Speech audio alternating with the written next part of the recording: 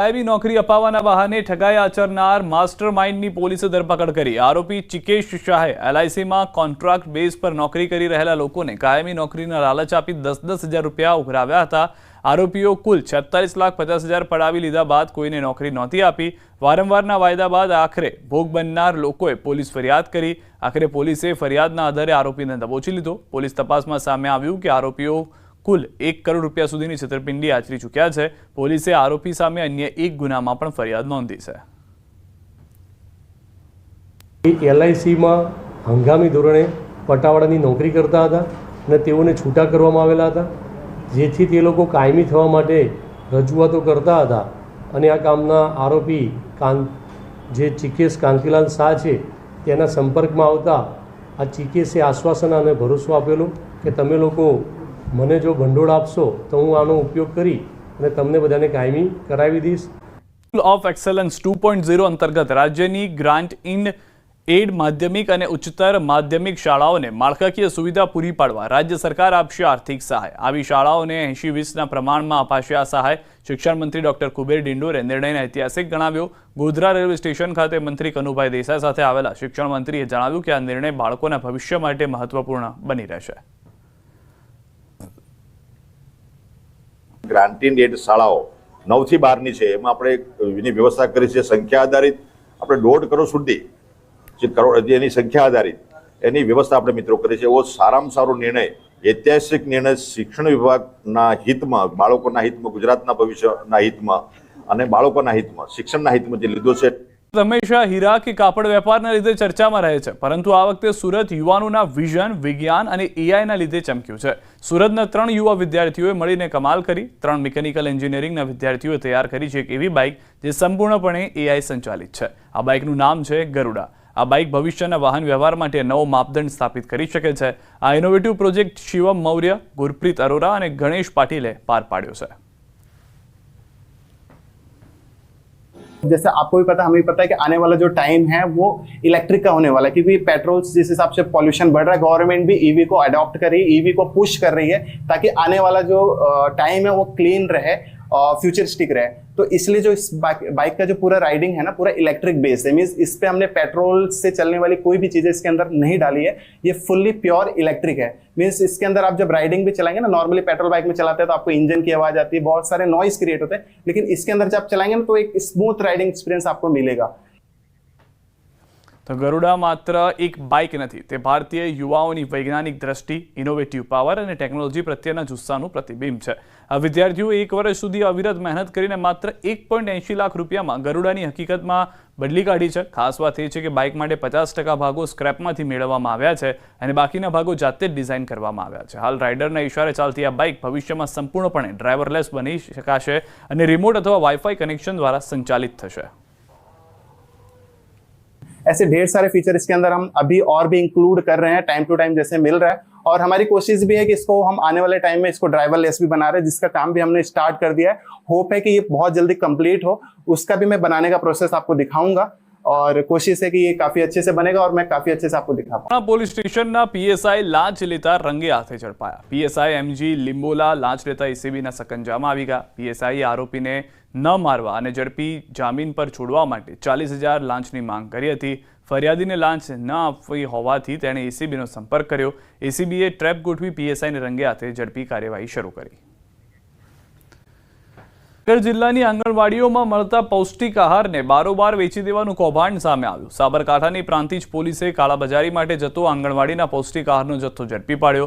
पौष्टिक आहाરના મોટા જથ્થા સાથે પિકઅપ ડાલું પકડાયું, જેમાં બાલ શક્તિ, માતૃશક્તિ અને પૂર્ણ શક્તિના પોષણના જથ્થાની લગભગ 200 બોરીઓ મળી આવી છે। આ પૌષ્ટિક આહાર સગર્ભા મહિલાઓ અને નાના ભૂલકાઓ માટે હતો, પરંતુ કૌભાંડીઓએ તેનો કાળાબજારમાં વેપલો કરી નાખ્યો, ત્યારે સપ્લાયર અને તંત્ર સામે પણ સવાલો ઊભા થઈ રહ્યા છે।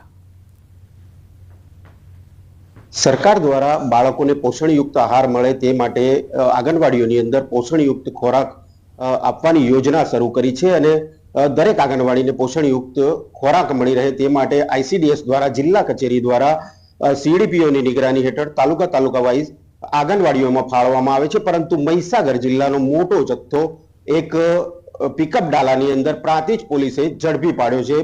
साबरकांठानी प्रांतिज पोलीसे झड़प्यो छे अने ड्राइवरे મહીસાગર વીરપુરનો હોવાનું અનુમાન લગાવ્યું છે. આઈસીડીએસના અધિકારી છે દક્ષાબેન, આપણે તેમની સાથે વાત કરીશું. બેન, શું કહેશો? આ રીતના માલ પકડાયો છે, પોષણયુક્ત આહાર સરકાર બાળકો માટે આપતી હોય છે ને આ બારોબાર વેચી દેવાનું મસ્ત મોટું કૌભાંડ બહાર આવ્યું છે, શું કહેશો? આ બાબતે 4/8/25 ના રોજ માન્ય સચિવ શ્રી સાહેબ અને માન્ય જિલ્લા વિકાસ અધિકારી શ્રી અને પીઓ શ્રીની એક રિવ્યુ બેઠક હતી વિડીયો કોન્ફરન્સ મારફતે. તે સમય દરમિયાન આ એક અમને સૂચના મળી છે.